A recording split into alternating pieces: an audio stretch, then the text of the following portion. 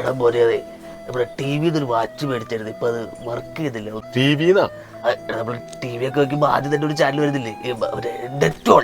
അതേത് വാങ്ങിയതാ? നാപ്റ്റോളായിരിക്കും. എന്ത് ബന്ധുവെങ്കിലാവട്ടെ, ഈ വയസ്സാം കാലത്ത് എന്തിനാ ഈ വാച്ചൊക്കെ? പോണ സമയം നോക്കാനാ. ദേ ഒന്ന് നോക്ക്.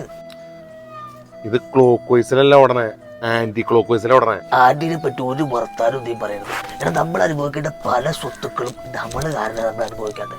കഷ്ടം. എന്റെ തന്റെ സിഗരറ്റ് വരെ ചാത്തം കിട്ടുന്ന കാലാ. അതിന്റെ ഇടയ്ക്കൂടെ ഓൺലൈനിൽ ഈ സാധനം കാലിലും മേടിക്കോ? അപ്പൊ സിഗരറ്റ് ചാത്തം കിട്ടുന്ന കാര്യം നിനക്ക് എങ്ങനെ അറിയാം? അത് ഞാൻ നെറ്റി കണ്ടതാ. ഡയറ്റിനോ? ശാന്തേ ബലി തുടങ്ങിയ ശാന്തേ. അയ്യോ, ട്രൗസറിന്റെ പോക്കറ്റിൽ ഞാൻ പൈസ എടുത്തില്ലേ? മോഷണം തുടങ്ങിയതിന്റെ തള്ള. ഇടം പോലെ അതല്ല, ഇങ്ങനത്തെ ലഹരി പദാർത്ഥങ്ങളൊന്നും നമ്മൾ ഉപയോഗിച്ചൂടാ. ഞാൻ അങ്ങനൊക്കെ ചെയ്യോ? ഞാൻ രാജരക്തം അല്ലേ? രാജരക്തം? രാജന്റെ മോൻ രാജരക്തം. ഓ തത്തയുടെ മോൻ തന്നെ കള്ളക്കടയാടി പോലെ. അതല്ല, നമ്മുടെ കുടുംബത്തിനൊരു പേരുണ്ട്, അത് നീ കളയരുത്. ഞാനായിട്ട് നിന്റെ കുടുംബത്തിന്റെ പേരുകളാണ്. കുടുംബത്തിന്റെ പേരാണ് ചീത്തപ്പേരാ. എന്താണ് നീ അങ്ങനെ പറഞ്ഞത്? ആ കുടുംബത്തിന്റെ പേരെന്ന് പറഞ്ഞ് പറങ്ങാണ്ടി പറമ്പിൽ.